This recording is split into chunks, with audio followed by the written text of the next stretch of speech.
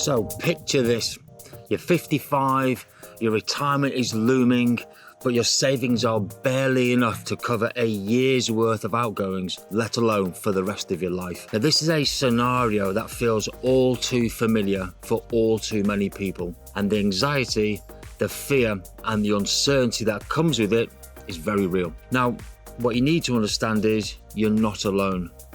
What if I told you that it's not too late to secure your retirement?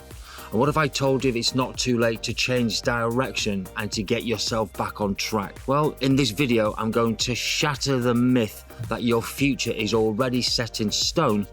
And I'm also going to show you how to take actionable steps to build the financial stability that you rightly deserve. I'm going to explain the average pension savings in the UK by age to give you a realistic target to aim at. I'm going to break down how much you need to be saving each month to get you and your family back on track. And importantly, I'm going to be explaining some of the options to help you put a plan together to follow, which keeps it flexible. So don't let the fear paralyze you. Now remember, your future is still in your hands, and your journey to a more secure retirement starts here. Now welcome back to the Personal Finance Crew, and if this is your first time, a very warm welcome to the Economies channel, where together we're going to be learning the language of money and wealth. We're also dedicated to mastering money and making financial wisdom available to all. And my name is Simon, and I am a chartered financial planner, normally based in the UK, but I'm recording this video just for you in the stunning island of Ibiza. So please follow me downstairs to the studio and we can get into this very important video topic together. See you in a minute. So before we get into this video, I'm going to pop up the usual disclaimer to say that this video is for education and entertainment purposes only and shouldn't be misconstrued or misunderstood as offering financial advice. So if you've clicked on this video, it's likely because you're in your early 50s and you've got either little or nothing saved for your retirement. Now this video has been inspired by numerous comments that have been made about previous videos in our comments section, but also from talking to a lot of clients in the past. So is it too late to turn things around?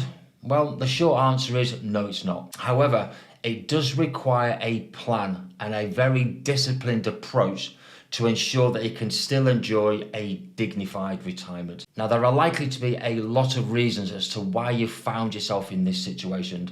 And I hear this from a lot of clients as well, such as divorce, poor health, redundancy, perhaps deciding to have children later on in life, a business failure maybe, or even bad debts spiraling out of control. You might also have had a confusing relationship with money, which means you view money as you only live once and you've developed that sort of mentality around spending money. But whatever the reason, you definitely have got some obstacles to overcome, but the solution may not be as dramatic or as drastic as you think. Now here are some of the telltale signs that you might not be financially prepared for your retirement. You're not spending within your budget. You've got high levels of debt. You're struggling to pay your bills due to some of your lifestyle choices. You don't have an emergency fund in place, and you haven't requested a state pension forecast to understand what income you might be receiving in retirement. So if you're like me, when you get a few aches, a few pains and some basic niggles, you just try to ignore them until they go away. But if they get serious, you may then decide to go to a doctor, but you'll be kicking and screaming along the way. But as you've not prepared for your retirement, you can't take that same approach and bury your head in the sand and just cross your fingers and hope for the best. So if you're new here, we love a quote on this channel. And here is one from Robert Kiyosaki, who's the author of Rich Dad, Poor Dad. It's not how much money you make, it's how much money you get to keep, how hard it works for you, and how many generations you keep it for. So let's have a look at the scale of the problem by looking at some of the pension savings which come from the ONS, and they're rated by age. So at age 50, around £85,000. From age 55, about £120,000. From age 60, about £150,000. and from age 65, about £180,000.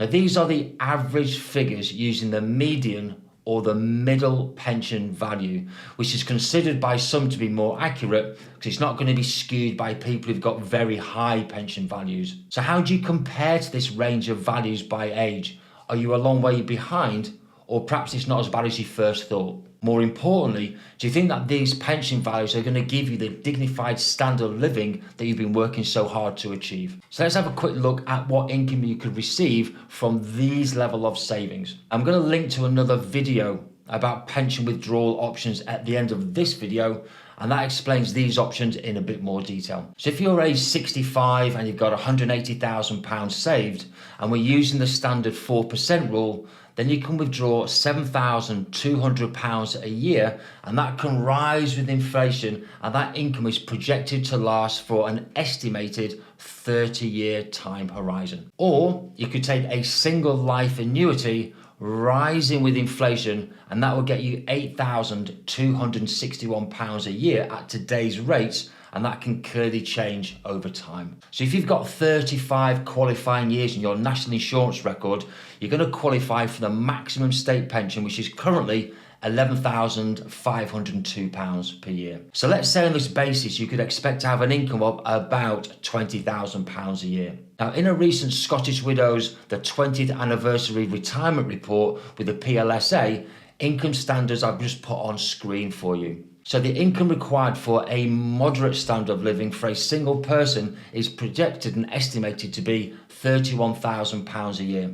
And that level has increased by 34% recently due to the cost of living crisis. Now, some of you have told me in the comments that this income is way too high, and it's easily possible to have a moderate standard of living on a lot less than £31,000 a year. It's worthwhile mentioning, of course, that the minimum wage in the UK at the moment is £22,000 a year, more or less, and the state pension is just £11,502. So make that make sense, and let me know in the comments below. So if you're finding value so far in this video, please hit the like button and subscribe to the channel.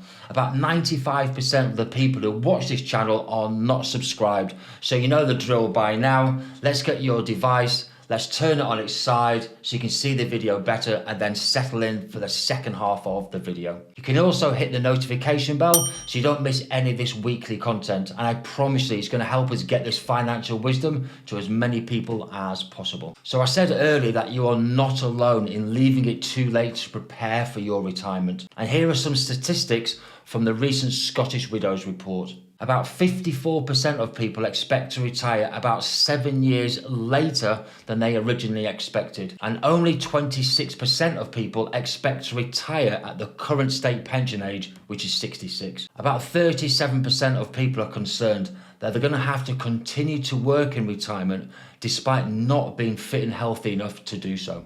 And scarily, 17% of people expect never to be able to retire. So now we know what the average level of pension savings are in the UK, we know what level of income that might provide, and we know the level of income that you might need in retirement as well. So the next step is looking at how much you need to save to get there. Now, I'm assuming that you've got no pension savings at all at this point, and you might have opted out of your company workplace pension scheme. But since April 2019, so now for more than 5 years, those of us in a workplace pension scheme will have contributed a minimum of 8% into the scheme, so they've got at least something saved for their retirement. So I'm going to put this projection on screen for you. Now, I've assumed that you've got no savings at all. I've assumed that you've got a 15-year time horizon, so either from age 50 to age 65, or perhaps from age 55 to age 70. You're going to be investing £700 a month into your pension, and that includes any tax relief.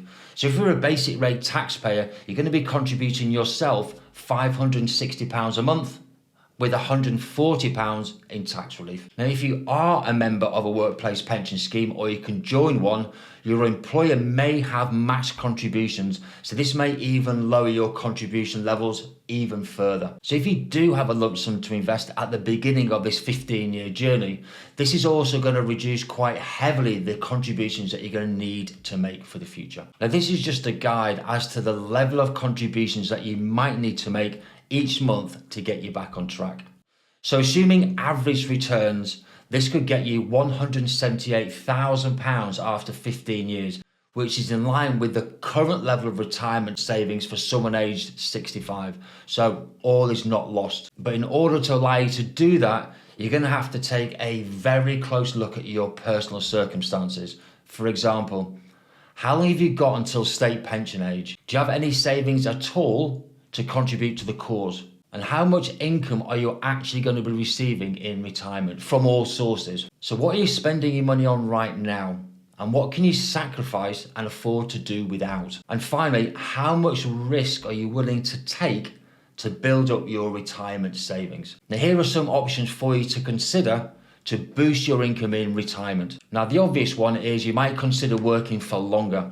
And as you've got little or no savings at the moment, this is a reality that you're going to have to accept. So if you do want to work beyond state pension age, which is currently age 66, but that's going to be increasing to age 67 from between 2026 and 2028. So you may consider delaying taking your state pension. So for every year you decide to delay taking your state pension, it's going to be increased by 5.8%. And that's going to take your state pension to £12,170 a year. Now, if you own your own home, you can consider a rent-a-room scheme where you can rent out a furnished room in your property and earn up to £7,500 a year completely tax-free. Now, I've not heard this on any other personal finance channels, but did you know that if you look after grandchildren under the age of 12, you can claim national insurance credits to be added to your record if you've got any missing years, and that's always going to go towards your state pension. Now, if you are looking after grandchildren,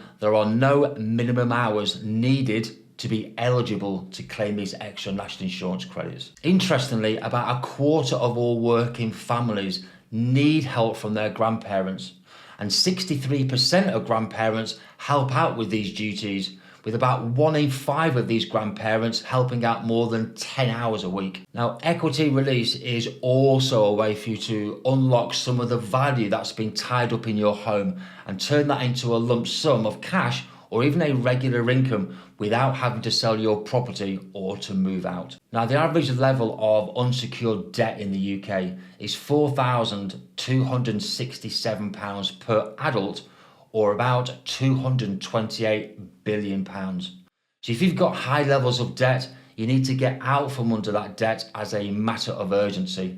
You need to consider transferring to 0% credit cards, and don't just pay the minimum balance on standard credit cards, as this could take you up to 13 years to clear it. So you need to get informed and you need to get educated on all aspects of personal finance, including saving, investing, and of course, retirement.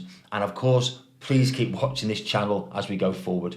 So in conclusion, if you find yourself at age 55 with little or no retirement savings for whatever reason, yes, it's going to be daunting, but it's not an unsurmountable challenge.